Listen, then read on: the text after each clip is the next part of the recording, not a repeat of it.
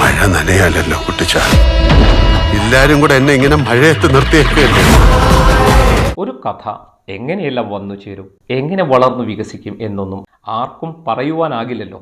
ഒരു നോവൽ എഴുതി തുടങ്ങി ആദ്യത്തെ അധ്യായം പൂർത്തിയാക്കിയ വി.ടി. ഭട്ടതിരിപ്പാട് ആ അധ്യായം അടുക്കളയിൽ നിന്ന് അരങ്ങത്തേക്ക് എന്ന തൻ്റെ നാടകത്തിലെ 4-ാം രംഗമാക്കിയ കഥ നമ്മൾ കേട്ടതാണല്ലോ.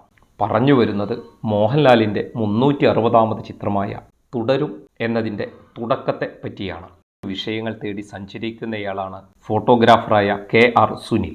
അങ്ങനെ ഒരു രാത്രി യാത്രയിൽ കൊടുങ്ങല്ലൂർ പോലീസ് സ്റ്റേഷന് മുന്നിൽ ഒരു മധ്യവയസ്കനും മറ്റൊരാളും മതിൽ ചാരി നിന്ന് വണ്ടികൾ കിടക്കുന്ന യാർഡിലേക്ക് നോക്കുന്നത് തിരക്കഥാകൃത്ത് കൂടിയായ സുനിൽ കാണുവാനിടയായി. അയാൾക്ക് പറയുവാൻ ഒരു കഥയുണ്ടെന്ന് തോന്നിയ സുനിൽ താൻ സൃഷ്ടിച്ച കഥ നിർമ്മാതാവ് എം. രഞ്ജിത്തിനോടും പിന്നെ മോഹൻലാലിനോടും കുറച്ചു വർഷം മുമ്പ് പറഞ്ഞു. മോഹൻലാലിനാകട്ടെ ഈ കഥ ഇഷ്ടപ്പെടുകയും ചെയ്തു. തിരക്കഥയുടെ ആദ്യ പകുതി മാത്രമാണ് സുനിലിന്റെ കൈവശമുണ്ടായിരുന്നത്. ചിത്രത്തിന്റെ സംവിധായകൻ തരുൺ മൂർത്തിയുമായി ചേർന്നാണ് തിരക്കഥ പൂർത്തിയാക്കിയത്. 8 മാസം എടുത്താണ് അവർ തിരക്കഥ പൂർത്തിയാക്കിയത്. 2024 പ്രഖ്യാപിച്ച ചിത്രം 2025 ഏപ്രിൽ 25 പ്രദർശനം തുടങ്ങുന്നത്. നായകൻ 55 വയസ്സും നായികയ്ക്ക് 45 വയസ്സുമാണ് ഈ ചിത്രത്തിൽ. മോഹൻലാലിന്റെ നായകന് പേര് ഷൺമുഖം. തികച്ചും സാധാരണക്കാരനായ അംബാസഡർ കാർ ഡ്രൈവറാണ് കക്ഷി. ഭാര്യയ്ക്കും മക്കൾക്കുമൊപ്പം കഴിഞ്ഞു വരുന്നതിനിടെ ഉണ്ടാകുന്ന ചില സംഭവങ്ങളാണത്രേ ഇതിവൃത്തം. ലളിത എന്നു പേരുള്ള ശോഭനയുടെ കഥാപാത്രം തമിഴ് മലയാളം പശ്ചാത്തലമുള്ളതാകയാൽ ശോഭന തന്നെയാണ് ഡബ്ബ് ചെയ്തിട്ടുള്ളത്. സാഗർ ഏലിയാസ് ജാക്കിക്ക് ശേഷമുള്ള നീണ്ട ഇടവേളയ്ക്ക് ശേഷമാണ് ശോഭനയും മോഹൻലാലും ഒന്നിക്കുന്നത്. അംബാസഡർ കാറും അതിൻ്റെ ഡ്രൈവറും തമ്മിലുള്ള ആത്മബന്ധമാണ് ലാലേട്ടനെ ഈ സിനിമയോട് ഏറ്റവും അടുപ്പിച്ചത്.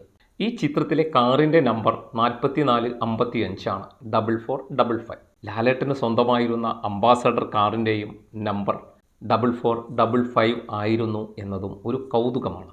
അടുത്തിടെ പുറത്തിറങ്ങിയ ഈ ചിത്രത്തിൻ്റെ ട്രെയിലറിൽ ഞാൻ മഴ നനയുകയല്ലോ, എല്ലാവരും കൂടി എന്നെ മഴയത്ത് നിർത്തിയിരിക്കുകയല്ലേ എന്നാണ് ലാലേട്ടൻ്റെ ഡയലോഗ്. ഇത് ദൃശ്യത്തിലേതുപോലെ നിഗൂഢതകൾ ഉണ്ടോ എന്ന ചോദ്യത്തിലേക്ക് ആസ്വാദകരെ എത്തിക്കുന്നുമുണ്ട്. വളരെ മാനസിക സംഘർഷത്തിലൂടെ കടന്നു പോകുമ്പോൾ ആരെ വിശ്വസിക്കണമെന്ന ചോദ്യം തൻ്റെ സുഹൃത്തിനോട് ഉന്നയിക്കുന്ന തികച്ചും സാധാരണക്കാരനായ ഷൺമുഖനെയാണ് ഈ സീനിലൂടെ കാണിച്ചു തരുന്നത്. 35-നും 60-നും ഇടയ്ക്ക് പ്രായമുള്ളവരെ സിനിമ കാണുവാൻ തിയേറ്ററിലേക്ക് തിരിച്ചെത്തിക്കുവാനുള്ള ലക്ഷ്യമാണ് ഇതിൻ്റെ അണിയറ പ്രവർത്തകർക്ക് ഉള്ളത്. സിനിമ കാണുമ്പോൾ ഇത്തരം അനുഭവം എനിക്കുണ്ടായിട്ടുണ്ടല്ലോ എന്ന് ഫീൽ ചെയ്യിക്കുമെന്ന് തീർച്ചയാണെന്നും അവർ പറയുന്നു.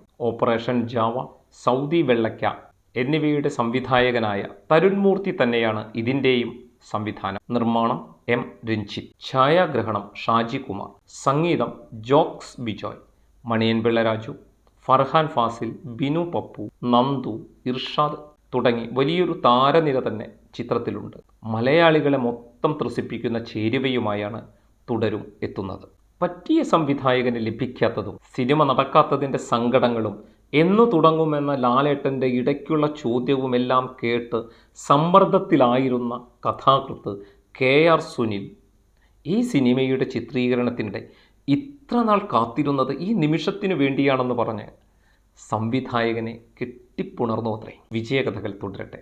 ചില്ലറക്കാര്യവും തുടരും. നന്ദി.